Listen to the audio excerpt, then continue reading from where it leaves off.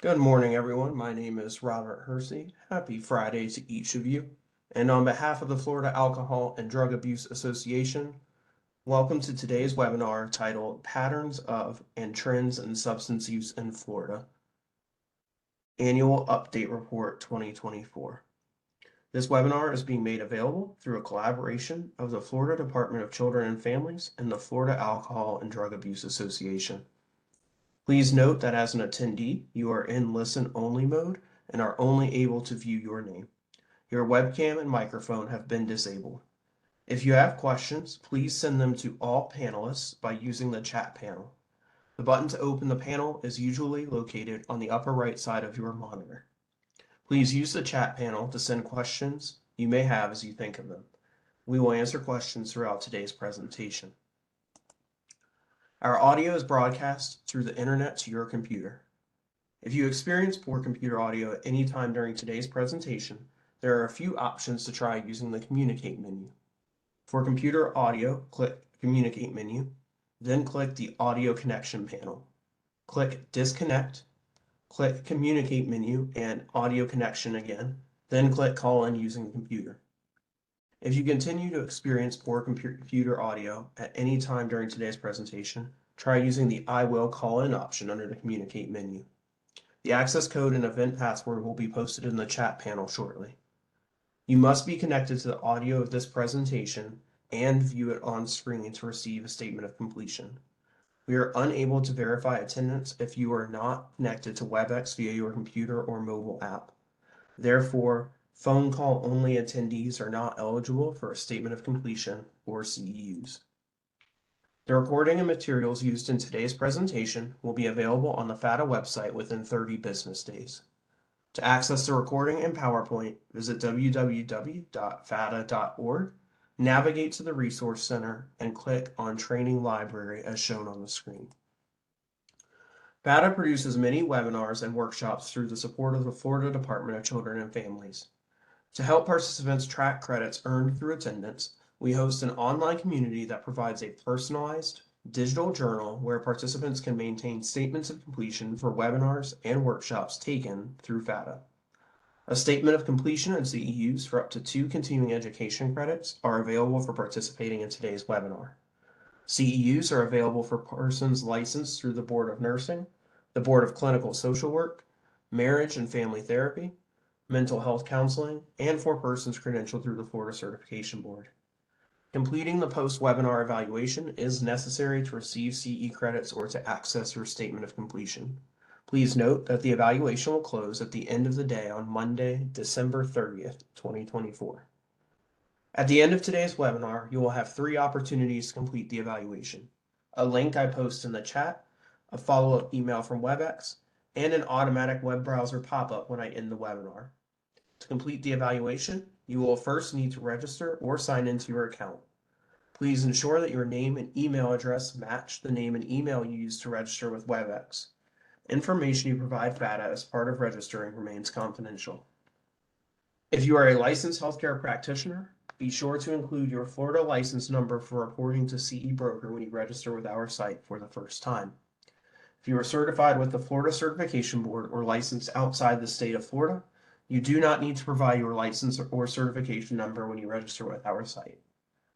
If you need assistance with account registration, login information, or accessing the evaluation, fill out a contact form on our website or email training@floridabha.org before December 30th, 2024. Please note that WebEx monitors the arrival and departure times of attendees and provides a report upon completion of the event. We are not permitted to provide a statement of completion if you do not attend the entire webinar, and we are not permitted to provide partial CE credit. Statements of completion will be posted within 30 business days after the evaluation closes in the Professional Development section of your FATA account. For licensed practitioners, CEUs will be reported to CE Broker within the same time frame. Today's presentation is intended solely for educational purposes. The views, opinions, information, and content expressed in the presentation are those of the presenter and do not necessarily reflect the views, opinions, or policies of the state of Florida, the Florida Department of Children and Families, the Florida Behavioral Health Association, or FATA. Attendees should note that sessions are recorded and published in various media. Our presenter today will be Ben Hackworth. Ben has over 5 years of experience providing community presentations, technical assistance, and training on substance use and mental health prevention services. As an independent contractor, he collects, analyzes, and evaluates data for local, state, and national dissemination through written reports and oral presentations. Ben previously contracted with the Center for Substance Abuse Research as a Sentinel Site epidemiologist for the National Drug Early Warning System, funded by the National Institute on Drug Abuse. Ben graduated with a Master of Public Health from the Northwest Ohio Consortium for Public Health, a joint collaboration between the University of Toledo and Bowling Green State University. His specialization is in health promotion and education. And now I will welcome our presenter, Ben Hackworth. Ben, I will turn it over to you. Thank you so much, Robert, for the introduction. Good morning, everyone. Thank you for joining us. Today we'll be going over the patterns of and trends in substance use in Florida. This is an annual update report for 2024. And we're excited to talk about some different substances in Florida and talk about some data. So the objectives for this presentation will be to identify updates in substance use trends in Florida. We'll also be understanding patterns in substance use regionally and statewide, and then identify substance use trends for fatal and non-fatal overdoses in Florida. So an introduction to this webinar. This is the 2024 Annual Update Report, Substance Use Trends in Florida. There's also a written report, and this will be available on FATA's website as well. But the written report and this webinar offers new Florida data trends available in the report as well. And the information here will be presented primarily for and about Florida, with a focus on youth trends in substance misuse in Florida. The information will also within provide an update on substance-related deaths from the Florida Medical Examiner's 2023 interim report, which was published in July of 2024.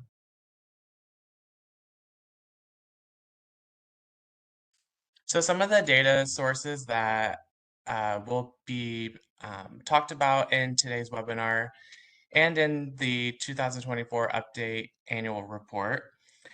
It comes from the Centers for Disease Control and Prevention. So the CDC data is usually utilized for the US drug death data and some state data for Florida as well. We'll go over Florida Health Charts, which is sponsored by the Florida Department of Health. And on the FDOH website, you can find the number of hospitalizations and the number of overdoses in Florida pulled from this website. Some other data sources in this report also identifies the 2024 Florida Youth Substance Abuse Survey, or FISUS, which is a survey that is administered to Florida middle and high school students. And then lastly, the Florida Medical Examiners Commission report. This is an annual update report for 2023, which talks about mortality rates in Florida.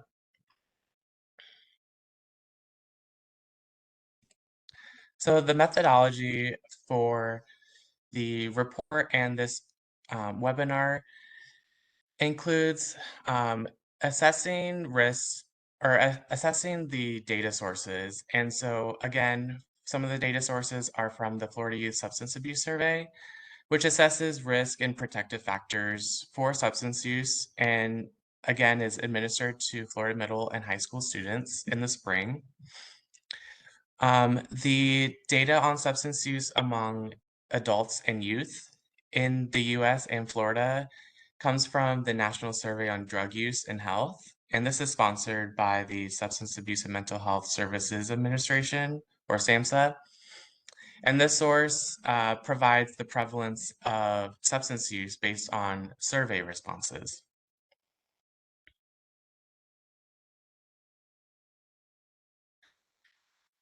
To continue with the methodology for the report, for morbidity, this includes hospitalizations and emergency department visits. And these are rates for the US and Florida as well. They're usually age-adjusted data, and for the Florida-specific morbidity rates, they're obtained from the Florida Health Charts, which is provided by the Florida Department of Health. And the number of occurrences that we'll discuss later on in the presentation includes death data for Florida, and this is maintained by the Florida Medical Examiners Commission. And the most recent report is the 2023 interim report.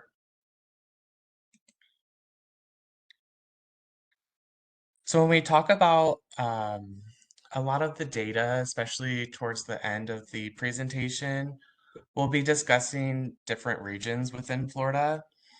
And the Florida Department of Children and Families contracts with 7 regional systems of care. They're known as managing entities. And they provide behavioral health services to people throughout the state. As you can see, Florida is a very large and diverse state, and this model helps each managing entity to respond to specific behavioral health needs of its regions within Florida. With the exception of one, each region is comprised of a group of geographically contiguous counties. So we'll go over some of these geographic regions or managing entities. And the first one we'll discuss is the Northwest Florida Health Network, which is in blue.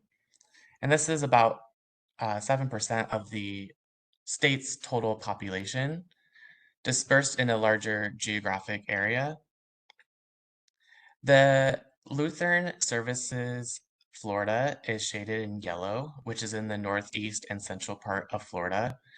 And this makes up about 19% of Florida's population. Central Florida Cares is shaded in orange, and this is about 13% of the state's population. The largest population by region is the Central Florida Behavioral Health Network, which is also nicknamed the Sun Coast. And you can see that shaded in red. And this is about 6 million people, or about 28% of the state's region. To continue on with the managing entities, we'll go to Southeast Florida Behavioral Health Network, which is the pink shaded color counties. And this is about 10% of the state's population. We have Broward Behavioral Health Coalition, which consists of only Broward County. And then lastly, we have Thriving Mind South Florida, which is the southern tip of Florida, comprising of about 12% of the state's population. So again, later on in the presentation, we'll discuss the managing entities and the differences in substance use trends among these regions.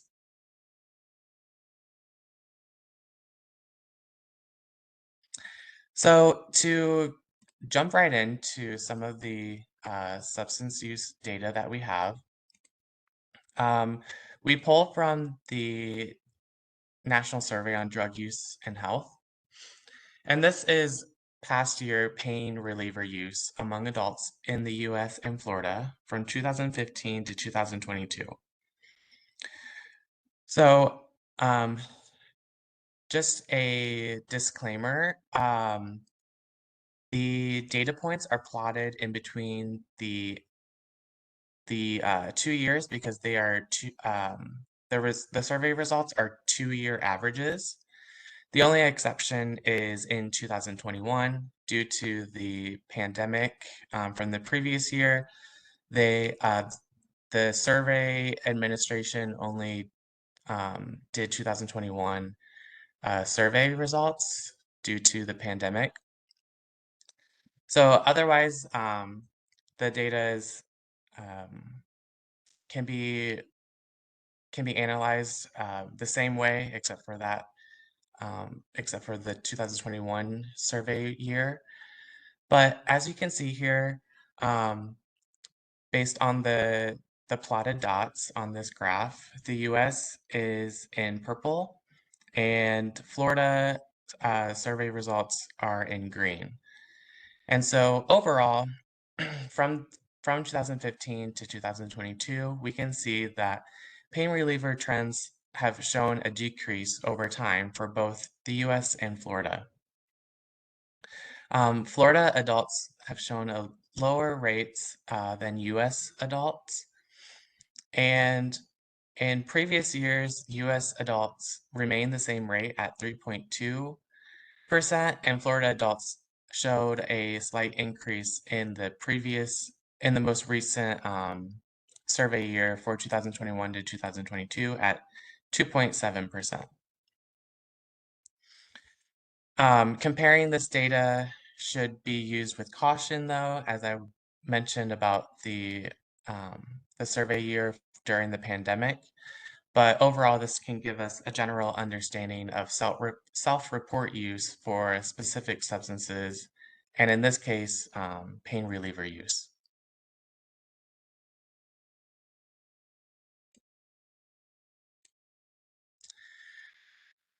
Looking at the same data from the NSD-UH, we can see past year pain reliever misuse among youth, and this is for the same time period. We see a sharper decline in past use among youth versus adults. And again, the rate of use for US youth remained the same for the current survey year as it did from the previous survey year. And for Florida youth, they reported misuse at 1.9%, which is a decrease from the previous survey year.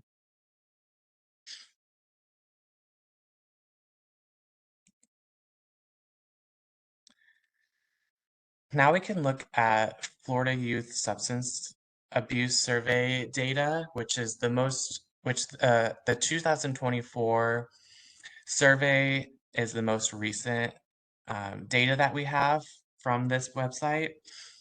And according to the 2024 FICIS, lifetime misuse of pain relievers decreased from 2010 to 2024.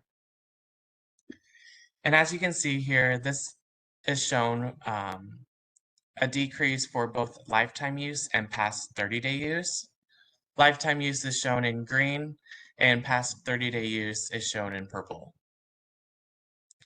For past 30-day use, rates decreased from 2.9% to now under 1% for 2024.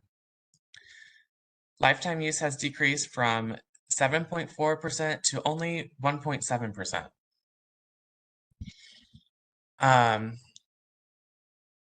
Even between 2022 to 2024, rates have fallen by more than a percentage point in lifetime use.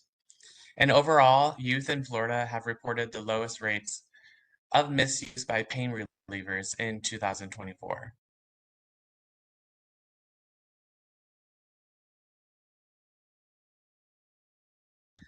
Some other data that we can pull regarding pain reliever misuse comes from the Monitoring the Future survey. Specifically for this question, they only survey 12th graders across the nation. And the survey years that we see here are from 2015 to 2023. So overall, we see a decreasing trend again from this time frame, just as we did in the previous data that we have been going over. And you may notice a sharp decline in 2021. Um, the investigators and researchers that work with the Monitoring the Future survey say that COVID had a dramatic impact on our youth and their behaviors. And with that, there could be a number of reasons why there was such a dramatic decrease that occurred, whether it was related to drug availability, family involvement, or differences in peer pressures or other factors. Um, Drug use has decreased in this survey year, and so that's why we might see this dramatic decrease in 2021. However, overall, again, we see the decrease from 2015 to 2023, and then a slight increase was reported in 2022.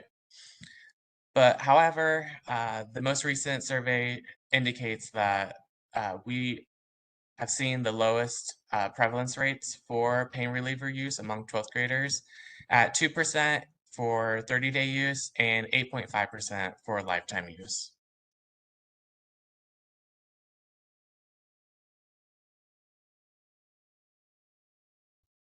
Moving on to past year heroin use among adults in the US and Florida is shown here by the NSDUH data. Heroin use among Florida adults is consistently lower than US adults, as you can see here, which is plotted with the green dots for Florida. And the most recent survey data years that we have, Florida adults reported 0.24% prevalence rate for a past year heroin use, while US adults reported 0.42 prevalence rate for heroin use in the past year.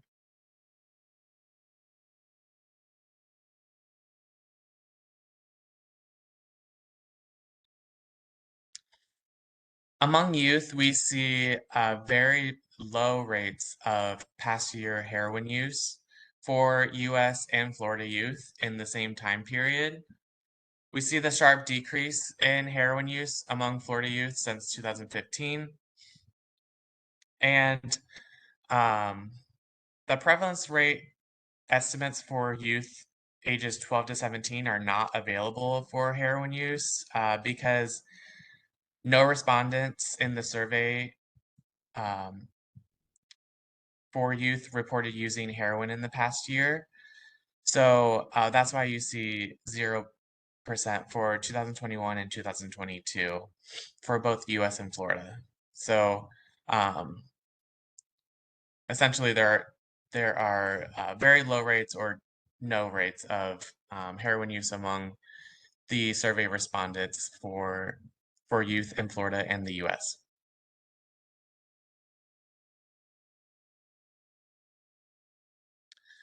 According to the FISIS, the most recent survey data continues to decrease, and we see very low rates for lifetime and past 30-day use for heroin in Florida. Although there was a 0.1% increase from 2018 to 2020 survey years, lifetime use overall has decreased from 1% in 2010 to 0.3% in 2024.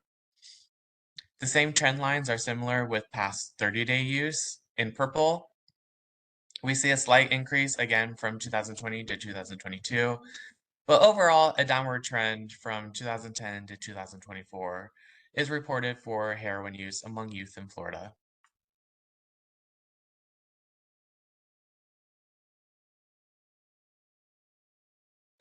The next substance we'll discuss from the self-reported reports from NSDUH is cocaine.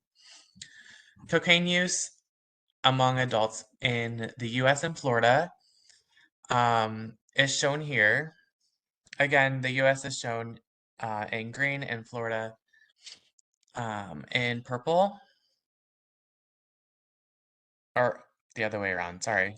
And There was a slight increase in cocaine use in the most recent survey data for both US and Florida adults, with 1.5% of Florida adults using cocaine in the past year and 2% of US adults using cocaine in the past year as well. The highest prevalence rates were shown in from 2017 to 2018, as you can see here.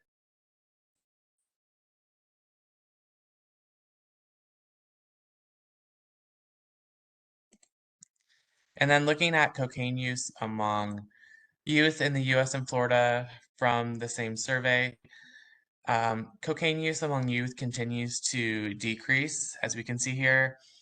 And US and Florida youth report cocaine use in the past year, both at 0.14% for the most recent survey data.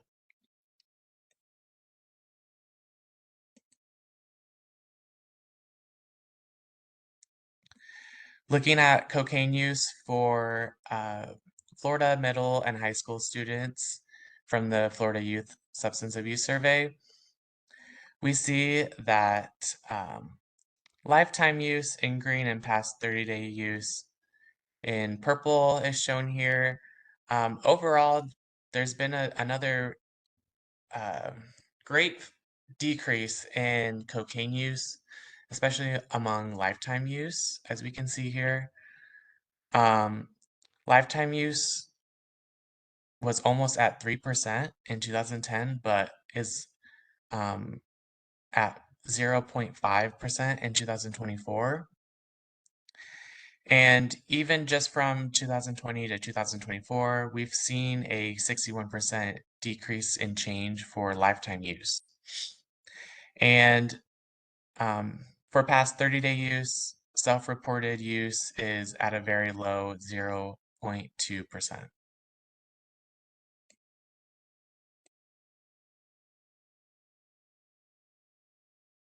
And then the next substance we'll discuss is methamphetamine use for past year adults in the US and Florida.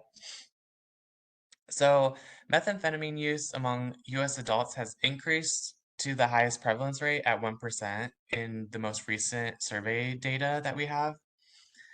And methamphetamine use among Florida adults has increased, but not at the same rate as the US adults. So we see 0.6% for Florida, and then that 1% percent use for US adults. So we're seeing an increase in methamphetamine use for past year use, especially among US adults.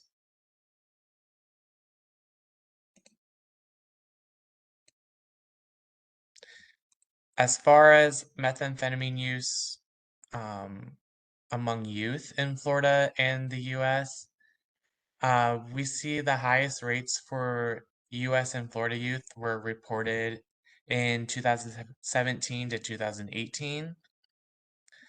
And we've seen declines in use in 2021 to 2022 recent survey year data. So the US youth have self-reported use of methamphetamines at 0.1%, and Florida youth has reported methamphetamine use at 0.09%.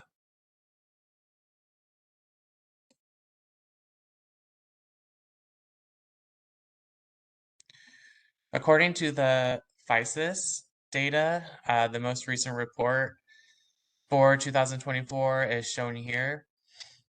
Past 30-day use has stayed consistent between 0.3% and 0.5%. Past 30-day prevalence use has remained the same for 2024 as it was in 2022 at 0.3%.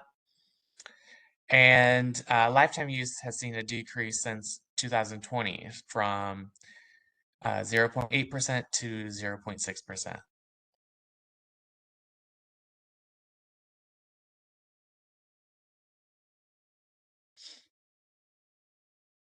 For marijuana use for past year use among adults in the US is shown here from the NSDUH data. Again, this is self-reported use, and we see a continued increase in past year marijuana use. And the highest rates for the US is from the most recent data that we have for Florida and the US as well. US self-reported past year marijuana use is at 21.4%, and self-reported past year marijuana use among Florida adults is at 17.8%. So again, we see a continuous increase in past year use for marijuana nationally and in Florida.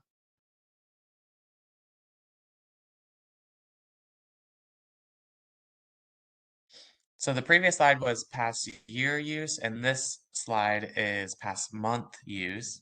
However, we see similar trends as we saw in the previous slide. So again, we see continuous increases for adults in the US and Florida for self-reported use. This is second to only alcohol among substances covered in this NSDUH report, where adults are using marijuana for, Florida and US adults are using marijuana at higher rates than any other substance other than alcohol. And again, we see similar trends from the previous slide with the increases.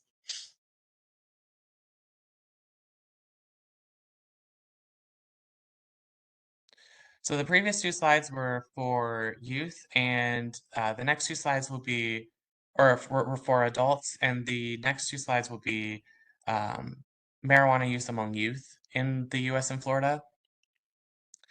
So although there's been increases among adults for marijuana use, there's a slight decrease actually overall for the trend lines. However, we see a slight increase in the most recent data from 2021 to 2022. So the rates for US youth was at 11.2%, and rates for use among Florida youth was 10.4% for marijuana past year use. So again, we see the slight increase from the previous survey year, but however, overall, the trend line is slowly decreasing.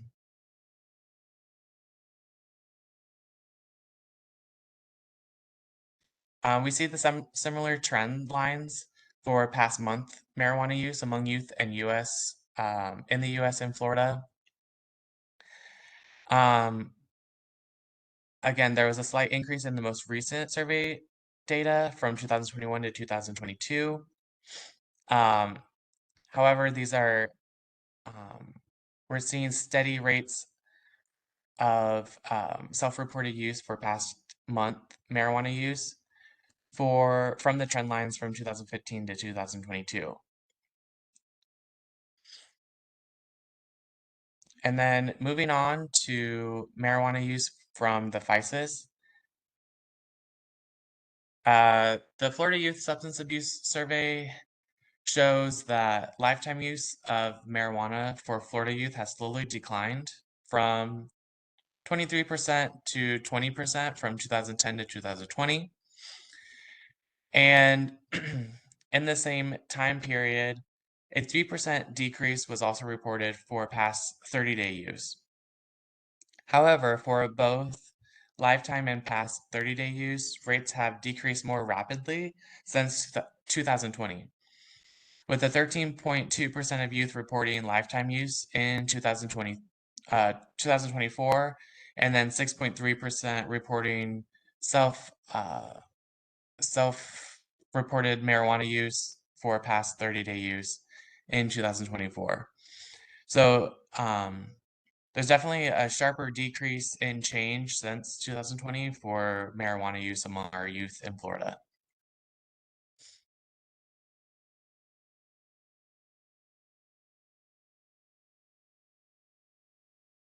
To continue on with marijuana use among youth, We can look at the Monitoring the Future survey, which surveys 8th, 10th, and 12th graders nationwide.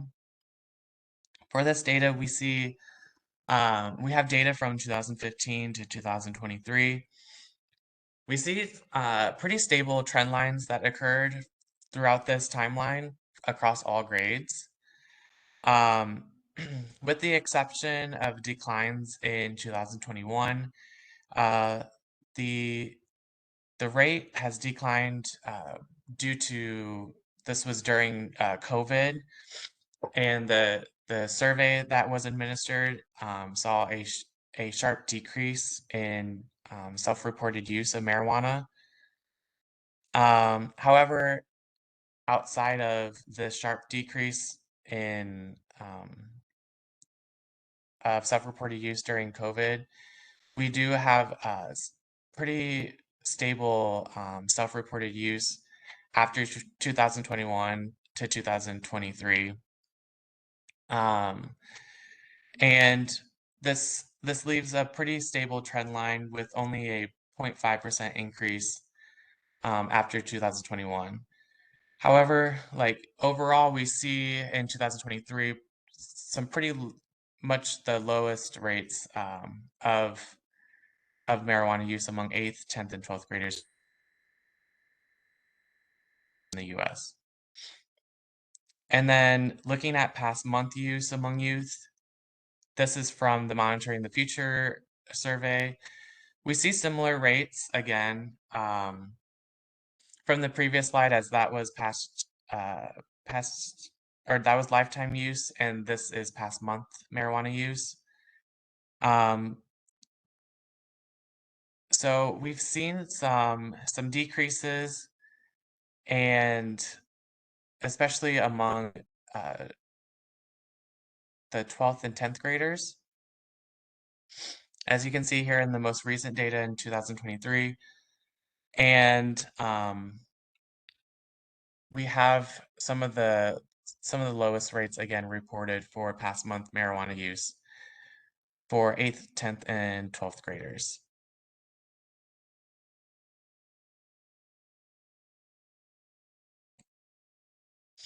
Moving on to vaping nicotine.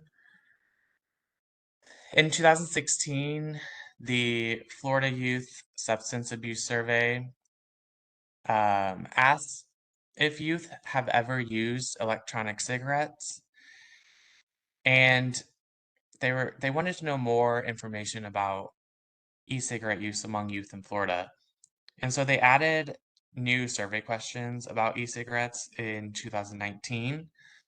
So the FISIS survey now asks respondents for lifetime and past month use for electronic cigarettes, for nicotine and marijuana separately. So according to the FISIS, 12.5% of Florida youth reported using an electronic cigarette for nicotine in 2019, and 6.6% reported vaping nicotine in 2024 for past 30-day use. So we see the decrease for past 30-day use, as well as a decrease from for lifetime use from 2019 to 2024, from 23.5% to 16.2%.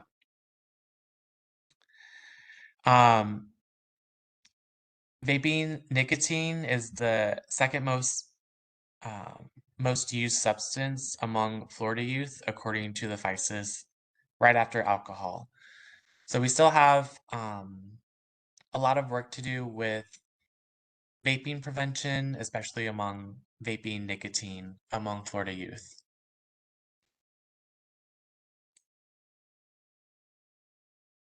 Vaping nicotine is also asked in the Monitoring the Future survey,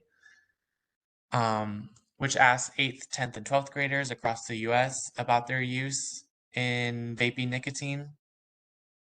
The highest rates for all grades were reported in 2020.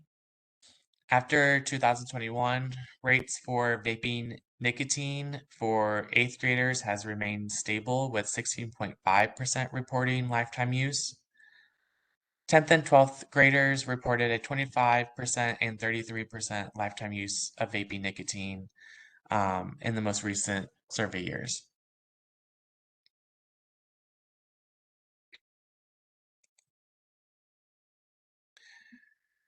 So the previous slide was lifetime vaping nicotine, and this slide is past 30-day vaping nicotine, again from the Monitoring the Future survey.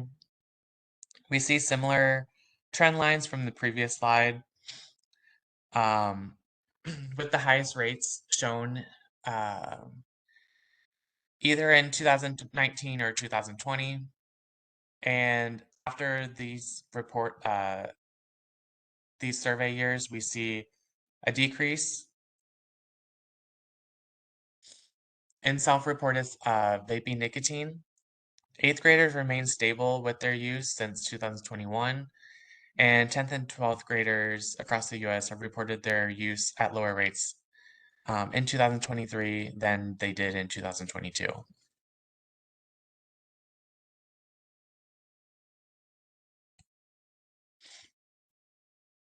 So back to the thesis. Again, they separated vaping nicotine and vaping marijuana.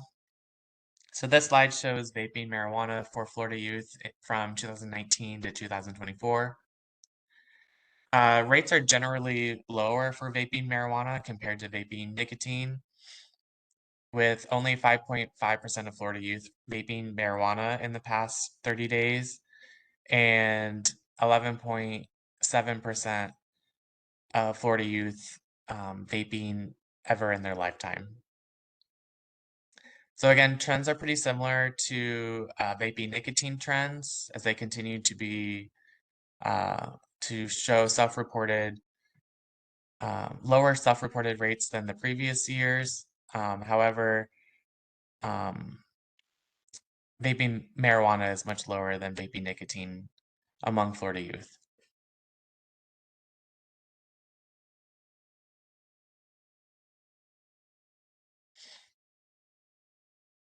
Vaping marijuana can be shown here from the Monitoring the Future survey. This is lifetime use for 8th, 10th, and 12th graders across the US from 2017 to 2023. So 10th and 12th graders saw a decrease in vaping marijuana use for lifetime use in 2023, and about half the rates of lifetime use is seen across all 3 grades for the US compared to vaping nicotine. Um, it's interesting to see that 10th and 12th grade youth were using at almost the same rate from 2017 to 2020. Since then, there's been a separation in rates for all grades, with rates doubling every other grade. And in 2023, 8th graders continued its lifetime use of vaping continued to increase its vaping marijuana use since 2021. As you can see there, from 6.5% to 8.4%. But again, the 10th and 12th graders have seen a decrease in vaping marijuana.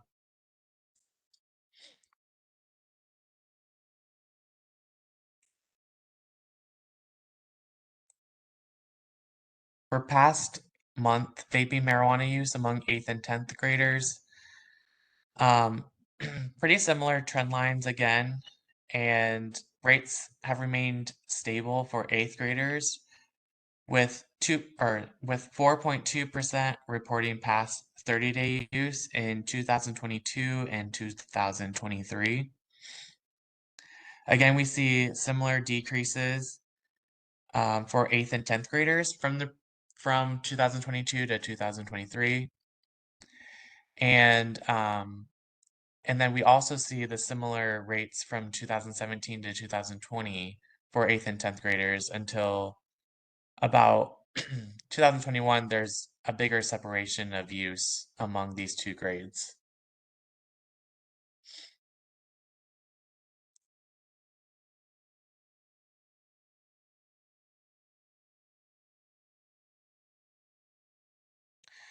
Going to the next substance that we'll discuss from NSDUH data is alcohol use among adults in the US and Florida.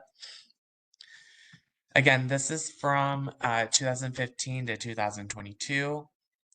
And alcohol is the most used substance among adults in Florida and the US. Rates are much lower than previous survey years, with 53.3% percent use for Florida adults and 52.2% of use in the past month among US adults.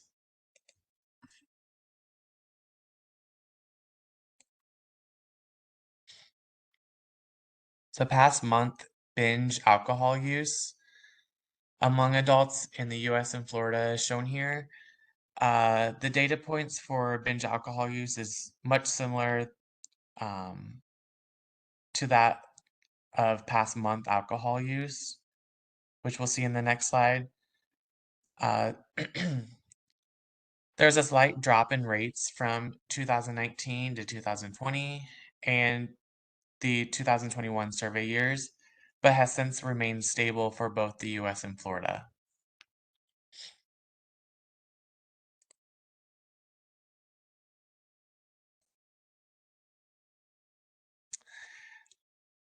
Alcohol use among youth in the US and Florida is shown here for past month use.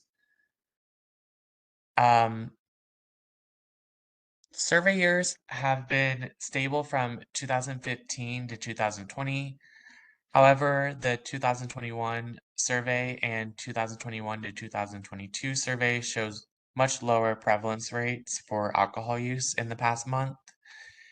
And the two survey years show stable rates with Florida youth and reporting 6.5% and US youth reporting 7% alcohol use in the past month.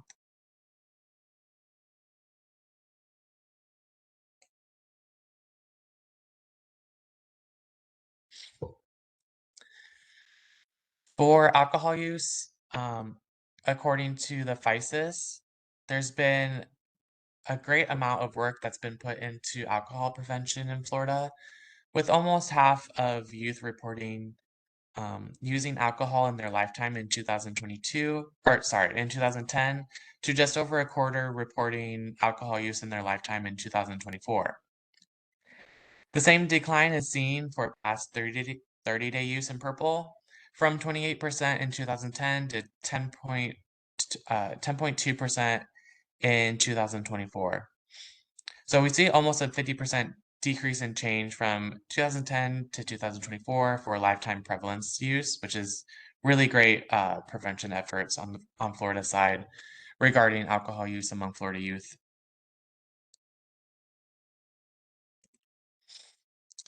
Alcohol use, according to the Monitoring the Futures survey, is shown here for past month use among 8th and 10th graders, as well as seniors in high school. 12th graders reported lower prevalence rates of using alcohol in the past month, but rates have remained stable for 8th and 10th graders, as shown here.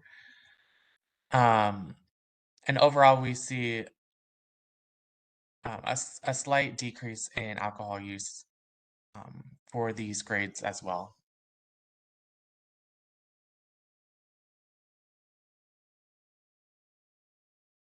We can look at binge alcohol use from the NSDUH survey report.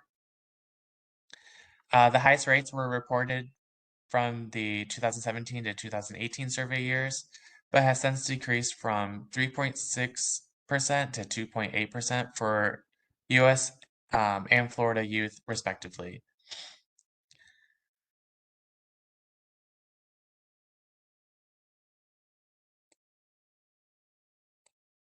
And then binge alcohol use among youth in Florida from 2010 to 2024 is shown here. We continue on to see a decrease in binge alcohol use with the lowest rates reported in 2024 at 4.4%. So again, just as lifetime, past month, and binge alcohol use, we've all seen a decrease overall with alcohol among youth in Florida.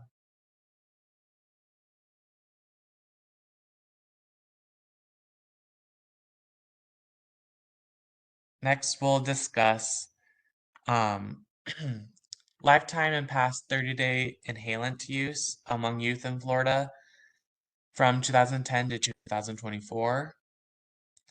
Inhalants are referred to as various household products such as solvents and aerosol sprays that are only used through inhalation. This is used primarily by children and youth, which is why only inhalant use among youth is reported, um, especially among the FISA survey and not the NSDUH survey. So looking at this slide, and the trend lines, um, both lifetime and past month use of inhalants among Florida youth decreased from 2010 to 2016. Both lifetime and past month use has fluctuated slightly since 2016, though. The lowest rate is shown in 2024 with 4.9% of lifetime use being reported among Florida youth, and then 1.6% of past 30-day use being reported among Florida middle and high school students.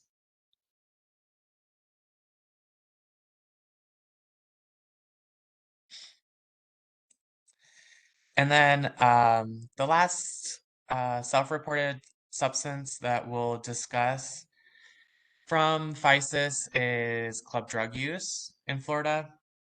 So club drugs earned its name as a group of substances commonly used by youth and young adults at parties, entertainment venues such as nightclubs or concerts. And club drugs are a mix of drugs from various classes, such as GHB, ketamine, LSD, acid, ecstasy, or MDMA. So all of those fall under this club drug category. So in this slide here, we see that club drug use among Florida youth has been decreasing since 2010 for lifetime and past 30-day use.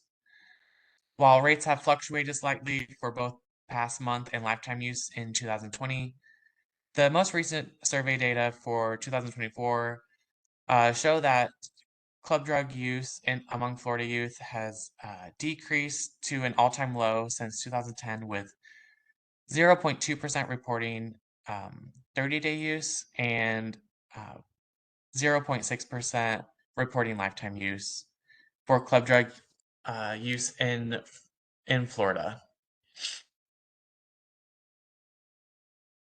So those were substances that we discussed that were self-reported for U.S. adults, Florida adults, and then U.S. Youth and Florida youth as well. So the next part of the presentation will discuss mortality, and then we'll move into morbidity from various resources. So the mortality we'll discuss from the Florida Department of Health, Florida Health Charts, and this will be over hospitalizations and the number of hospitalizations for non-fatal and fatal opioid and drug overdoses. I think this is probably a good time to take a break, and I'll bring it over to Robert.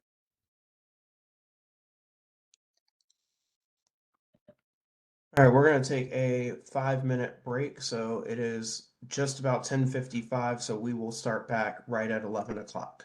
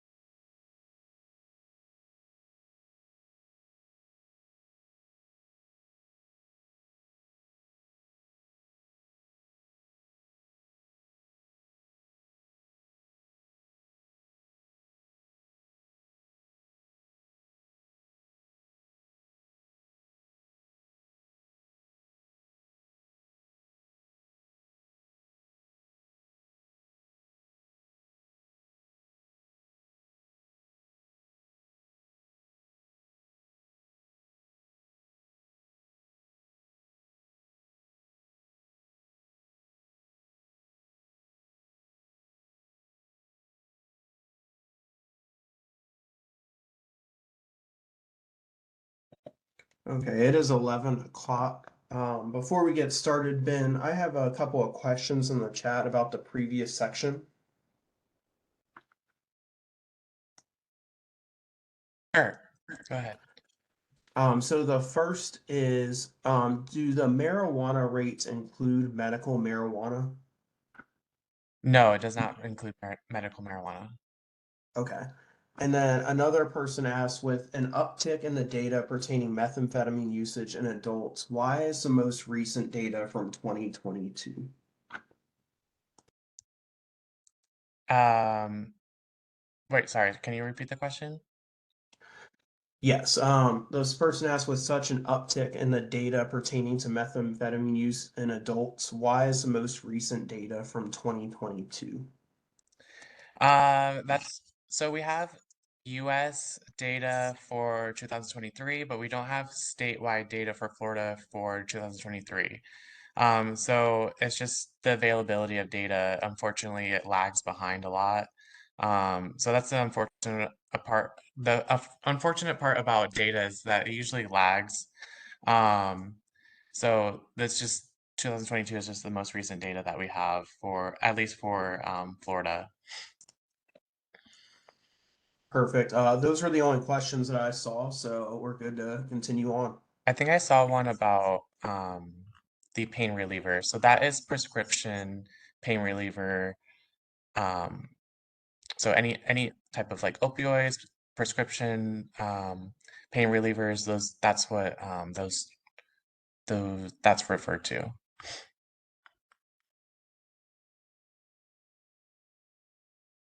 I think that was the only one. The only other question in the chat I saw. Awesome, thank you. Yep. Okay, so let's see. Um, So yeah, we'll talk about mortality and morbidity as we continue on into the presentation. So um, this slide is it shows all drug non-fatal overdose emergency department visits in Florida from January 2015 to March 2023. So, the number of emergency department visits for all non-fatal drug overdoses in Florida is shown here. Emergency department data can be important to serve as an early warning system to alert communities of changes in drug overdoses. This data is usually rapidly available within 24 to 48 hours of an emergency department visit and can tell a story of what communities are seeing in overdose cases. Emergency department data is pretty interesting to use because it usually follows the same trend lines that we see with drug overdose deaths and the opioid epidemic in general. So in this graph, we see the number of visits increasing from 2015 to 2017 with a staggering 41,000 emergency department visits for non-fatal drug overdoses. There was a decrease in 2018, just as there was with the death rate for overdoses. But as you can guess, there has been increases in non-fatal drug overdose visits from 2018 to 2021.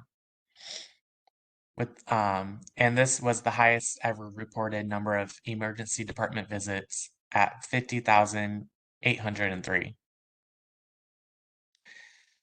The good news is we see for the first time since 2018 a decrease in emergency department visits for non-fatal overdoses, which occurred in 2022. Although the number of emergency department visits reported decreased by just shy of 5,000. In 2022, we still have the second highest non-fatal the second highest number of non-fatal drug overdose visits ever recorded. And so um, we have data from the Florida health charts. The most recent data available is from January through March of 2023, with just over 10,000 visits recorded. And we can assume that the number of visits from January through March, if this number continues throughout the year, that we'll estimate to see around 40,000 emergency department visits for all of 2023. And this would indicate another decrease in total visits from the previous year. So um, just with an estimate, can we can foreshadow that we'll see another decrease in overall emergency department visits, which is more good news that we have for Florida. If we look at emergency department visits specifically for opioid involved non-fatal overdoses, we see similar peaks and valleys from the previous slide. So again, the number of non-fatal opioid overdose emergency department visits increased from 14,000 in 2018 to 23,540 visits in 2021, which saw its peak. However, as with the number of drug overdose emergency department visits in the previous slide, the number of non-fatal opioid overdose visits also decreased in 2022 from 23,000 to 19,000. Again, we only have January through March data available to us for 2023, with recording 3,902 visits. An estimate for the remainder of the year based on this data available could indicate another decrease in non-fatal opioid overdose visits with 16,000 total visits. So again, this would be another decrease in the number of emergency department visits, specifically for opioid-involved non-fatal overdoses.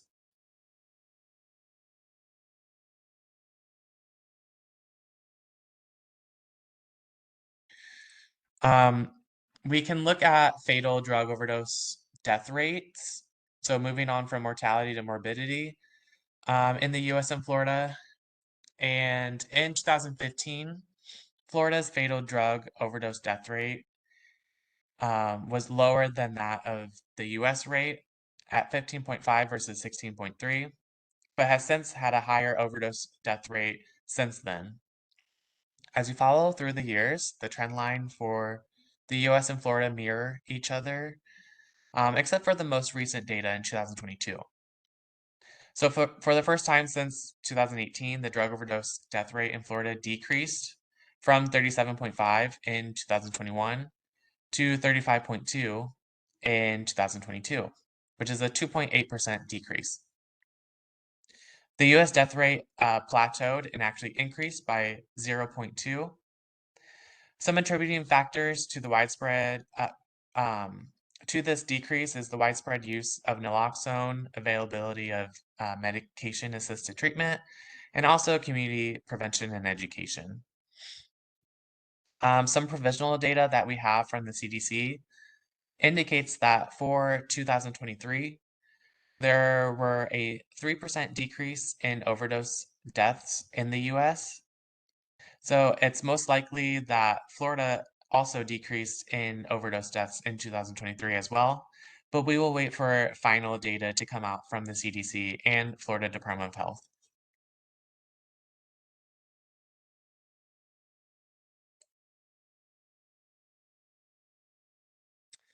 The fatal drug overdose deaths in Florida is shown here. We have data from 2023 for the first half of the year. So Drug overdose death rates have been decreasing in Florida from 2021. And as you can see here, we had just over 8,000 drug overdose deaths in 2021.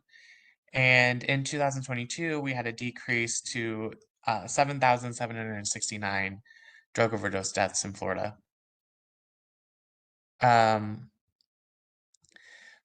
January through June of 2023, there were 3,612 drug overdose deaths recorded in the first half of 2023. And if we estimate this data for all of 2023, we would indicate just over 7,000 total drug overdose deaths, which would be a decrease in Florida.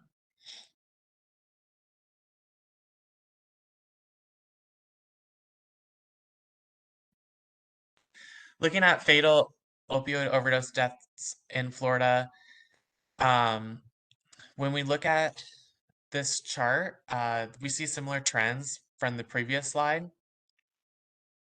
Fatal opioid overdose deaths also decreased from 6,442 deaths in 2021 to 6,157 deaths in 2022. Again, this is the first decrease in opioid overdose deaths since 2018. And for the first half of 2023, 2,783 fatal opioid deaths were recorded for the first half of 2023. If we multiply this number, we get an estimate of 5,566 for all of 2023, which would indicate another decrease in opioid overdose deaths.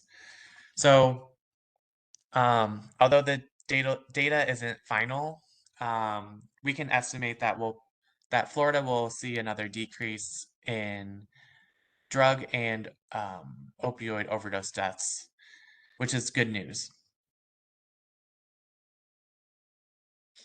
So going into specifically mortality from the Florida Medical Examiner's data, we'll look at the 2023 interim report. And the interim report showcases specific substances and the number of occurrences that they see among the decedents. So this chart shows 3 specific prescription opioids that the medical examiners showcase in their annual report. And these are the 3 most abused prescription opioids. The 3 prescription opioids are oxycodone in purple, hydrocodone in green, and methadone in orange. The breakdown by managing entity is also shown here, and we will also be looking at the rate per 100,000 population on the right side of the slide. So the rate per 100,000 population is calculated by the number of occurrences for each managing entity divided by the managing entity population and multiplying that number by 100,000. So this is how we get the rate for each managing entity shown here on the right side of the slide. And it's important to include the rate per 100,000 population because each managing entity region has different population size. And as you can see here, and how we discussed earlier in the presentation, Central Florida Behavioral Health Network has the highest population and will have the highest number of occurrences in the following charts. But with the rate per 100,000 population, it's very important that we do this calculation because some of the rates are higher among other managing entities. So as you can see here, Florida Behavioral Health Network, the rate is highest among this managing entity and South Florida Behavioral Health Network at 4.2 per 100,000 population for for the death rate for prescription opioids, and the lowest rate for prescription opioids was showcased in Thriving Minds South Florida region at 2.2.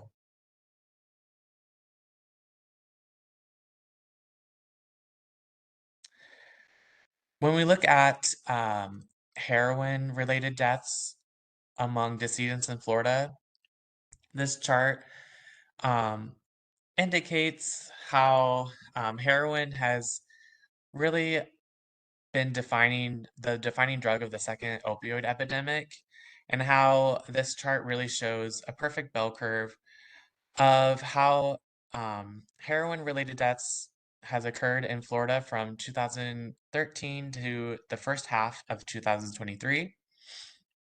So in 2017, we see the highest number of heroin-related deaths with 1,057 heroin-related deaths reported in Florida.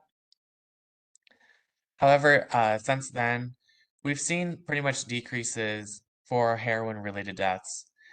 And in the first half of 2023, so from January through June, the interim report from the Florida Medical Examiner reported that there were 57 occurrences of heroin-related deaths in Florida. And so to get an estimate for all of 2023, we could just multiply that number by itself to get a full year's report. And this number would be 114 heroin-related deaths for 2023. And so this indicates another decrease in the number of occurrences for heroin in Florida.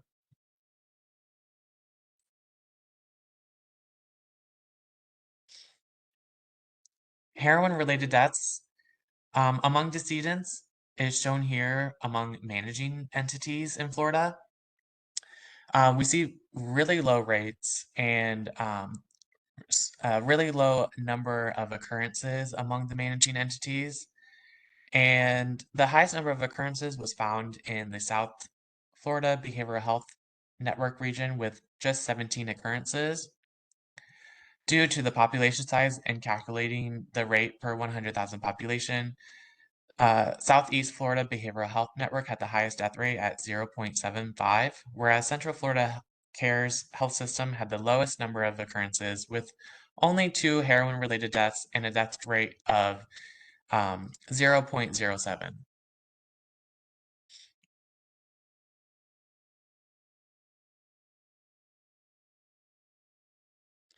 Fentanyl and fentanyl analog related deaths among decedents in Florida is shown here from 2013 to the first half of 2023. Fentanyl indicated started the third wave of the opioid epidemic. As we all know that illicit fentanyl and fentanyl analogs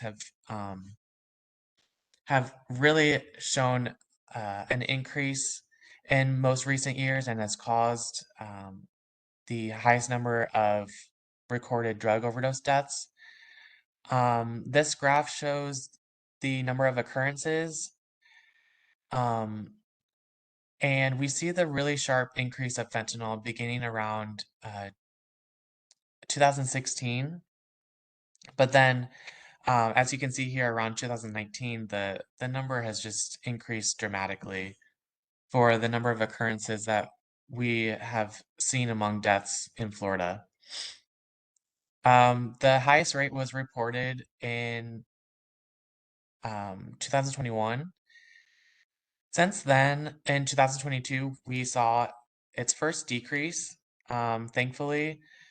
And for the first half of 2023, 3,244 occurrences were recorded. So this means an estimate of 6,488 occurrences for all of 2023 could be estimated for fentanyl and fentanyl analog related deaths. And this would mean that we could see another decrease in fentanyl in fentanyl analog related deaths, which is really good news. Um, and this just continues on with the decrease, and hopefully we'll continue on to see that in the upcoming years as well, as this number continues to decrease. We know that naloxone, medication-assisted treatment, and just prevention and education overall has helped with the decrease of fentanyl.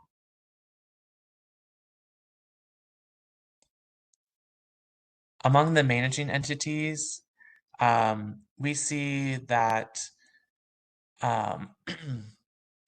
Central Florida Behavioral Health Network has the highest number of occurrences with 980, and we see the lowest in the Northwest Florida Health Network region with 213 for the number of occurrences.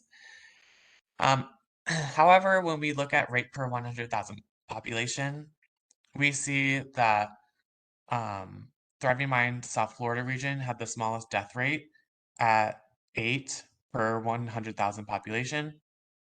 The highest death rate among the managing entities was found in the Southeast Florida region with a death rate of 18.9 per 100,000 population.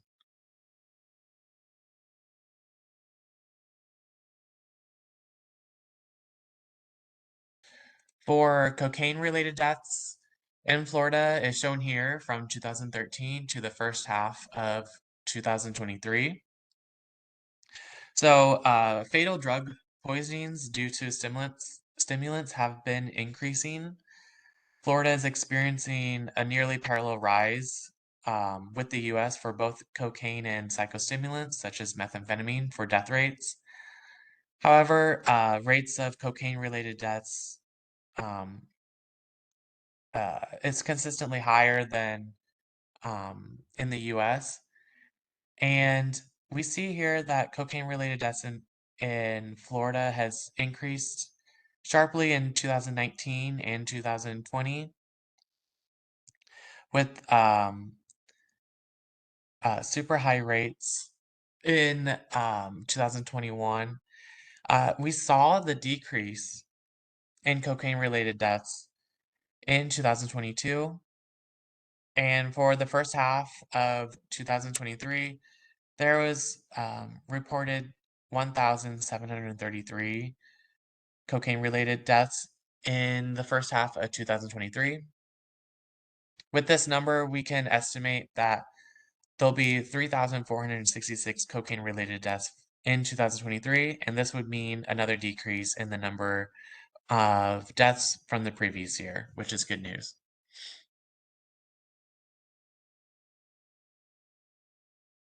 Looking at cocaine related deaths among the managing entities, Central Florida Behavioral Health Network had the highest number of occurrences, whereas Northwest Florida Health Network had the lowest. According to the numbers of the rate per 100,000 population, the Southeast Florida Behavioral Health Network region had the highest death rate at 10, whereas the lowest cocaine-related death rate was in the Northwest Florida Health Network region at 4.6 per 100,000 population.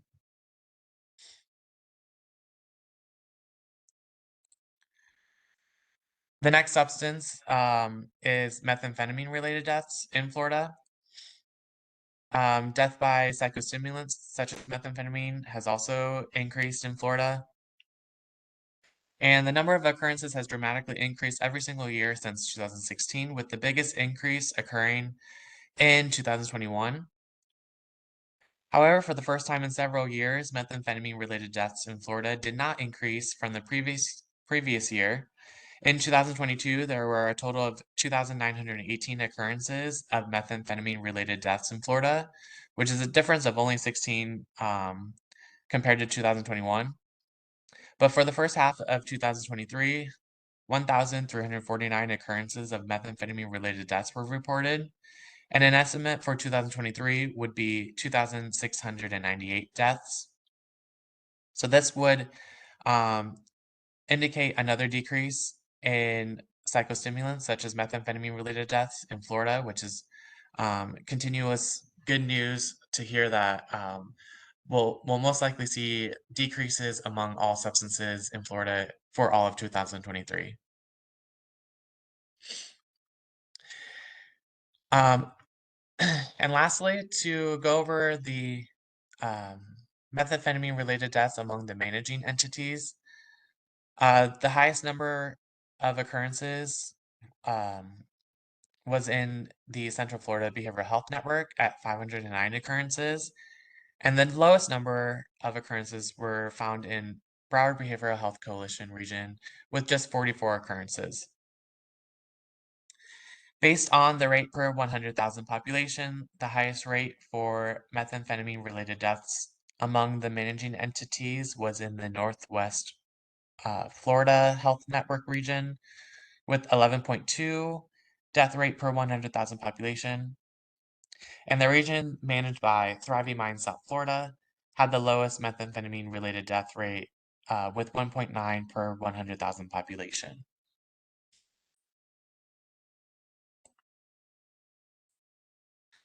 So to conclude the presentation and the webinar overall, we have looked at a lot of different substances, either self-reported, mortality and morbidity rates. But overall, substances reported in the 2024 FICIS show continued decreases in prevalence rate among Florida youth. Marijuana use among youth and adults has increased nationally, but not among Florida youth, according to the 2024 FICIS. Some other substances to highlight is vaping, nicotine, and marijuana among youth remains steady with a slight decrease overall for Florida youth, according to the recent FICIS data. However, vaping nicotine is still a top substance for youth nationally and in Florida as well. To continue on, Florida Emergency Department visits for 2022 decreased for the first time since 2018 and will likely decrease again in 2023. And then lastly, the Florida Medical Examiner's 2023 interim report indicates a promising data that another additional decreases in drug overdoses for 2020 for 2022 will also see decreases for all of 2023. And so we're continuing to see that decrease in overall substance deaths. And so we're super excited to see the continuous decrease among Florida um, population. And I think overall, these are the references that I used in this webinar and in the report. And thank you all again for joining me on this webinar. I want to thank you all for all of your hard work, and I think it shows, especially with the numbers that we're seeing in Florida. So congratulate you all on the work that you do. It's really good to see that all the hard work we're seeing is going to good use. So thank you all for joining, and I hope everyone has a great holiday season. Thank you.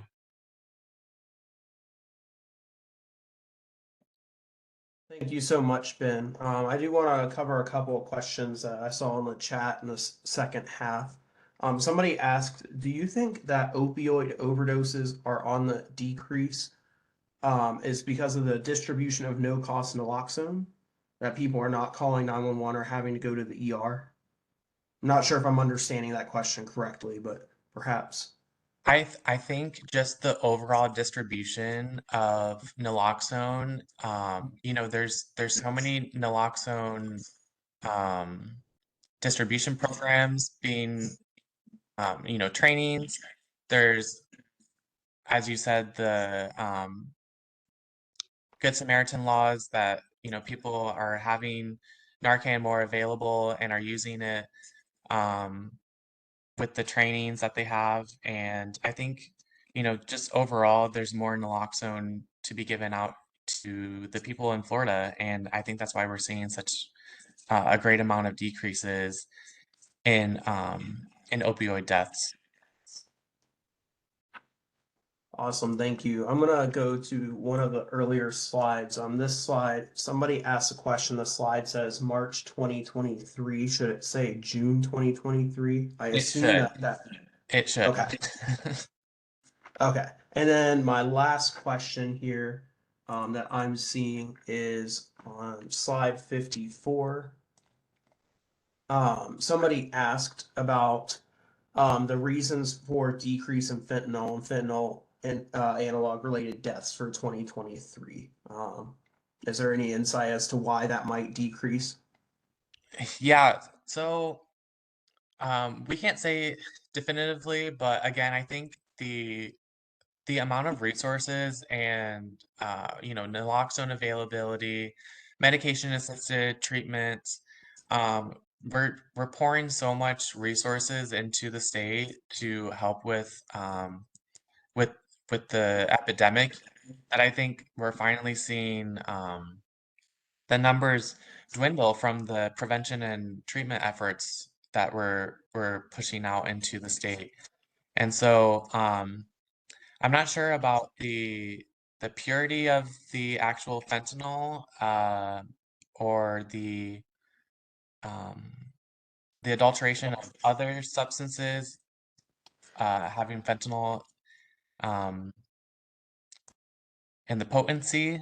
I'm not haven't researched that yet if it's changed, but I just think the availability of naloxone has really helped, and that could be the real telltale sign of the decreases.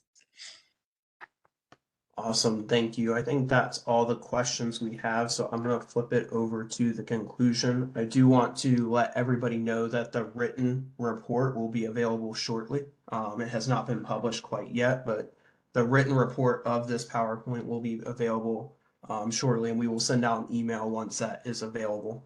Ben, I want to thank you for your time and for the information you shared with us. We've included Ben's contact information, so you may contact him with any further questions.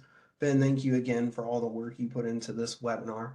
Everybody, please note a couple of business items before we conclude today's webinar. The first thing is I am posting a link to the evaluation in the chat. Additionally, when I end the webinar here in a few moments, you will get a pop-up on your web browser that looks like this. It says the host or presenter would like WebEx meetings to open a website on your computer. That is WebEx trying to automatically redirect you to the evaluation. So click continue to be automatically redirected. To complete the evaluation, you must sign into your account. If you do not have an account with FATA, you can register for one at no cost. You may do so by clicking haven't registered yet underneath the sign in menu. Please use the same email address that you used when you registered for today's webinar when you set up your profile in FATA's system. This is the only way for us to connect your attendance and your profile on the website. For CEs to be reported to CE Broker for Florida licensed healthcare practitioners, you must provide an accurate Florida Department of Health license prefix and number the first time you register. If you need to add or update your license number, you may do so by logging in and clicking Edit on the Professional Information section of your profile. You will get a third opportunity to complete the evaluation through a follow-up email later today. As a reminder, the evaluation will close on Monday, December 30th, 2024. If you need assistance with logging into your account, registering for an account, or completing the evaluation, you can fill out a contact us form on our website or email training@floridabha.org. As a reminder, we do not email statements of completion. Instead, after we verify your attendance and completion of the evaluation, a statement of completion will be posted to your professional development section on your profile in your FATA account within 30 business days.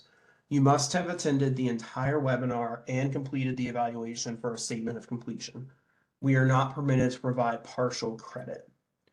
As a reminder, the recording and materials used in today's presentation will be available on the FATA website within 30 business days.